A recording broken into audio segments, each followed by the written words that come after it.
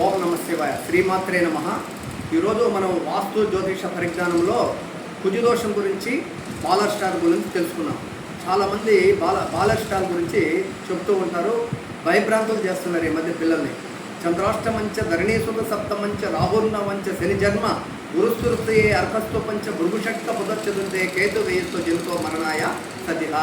చంద్రాష్టమంచ చంద్రుడు లగ్నానికి 8వ ఇంట్లో, ధరణీసుత సప్తమంచ కుజుడు 7వ స్థానంలో లగ్నానికి, ధరణీసుత సప్తమంచ రాహుర్నవంచ రాహువు 9వ స్థానంలో, శని జన్మ శని వచ్చేసి లగ్నంలో, గురుస్తురుతయే గురువు 3వ ఇంట్లో, అర్కస్తు పంచ సూర్యుడు వచ్చి 5వ స్థానంలో, భృగుషట్క గురువు 6వ స్థానంలో, బుధ చతుర్థే బుధుడు 4వ ఇంట్లో, కేతు వేయస్తు కేతు 12వ స్థానంలో ఉంటే శిశువు పుట్టిన ఒక 2-3 రోజుల్లోనే చనిపోతుంది. బాలారిష్టం అంటే.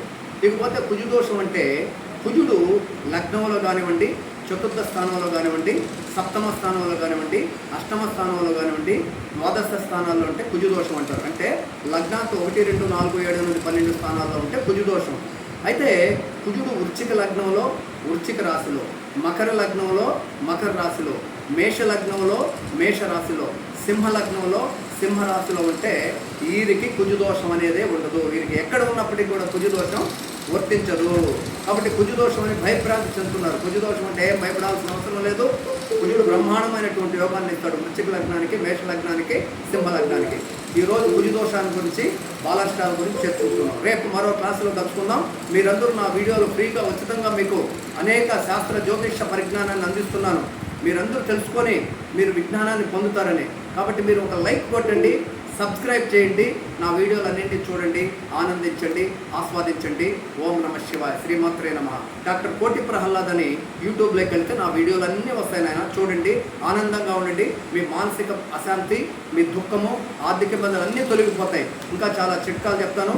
ఆర్థికంగా ఆరోగ్యంగా బాగాలేకపోతే తెల్ల జిల్లేడు ఏరు ఆదివారం అమావాస్య రోజు మీరు జోబీలో పెట్టుకోండి. మీ ఆరోగ్యం బాగుంటుంది, పేరు ప్రఖ్యాతులు, డబ్బు వస్తుంది.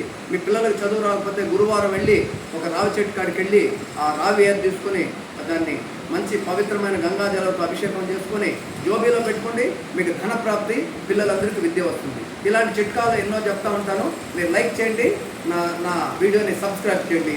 ఇప్పటికే చాలామంది ప్రేక్షకులు నాకు లైక్ చేస్తున్నారు, సబ్స్క్రైబ్ చేస్తున్నారు. ఓం నమ శివాయ. శ్రీమాత్రే నమః.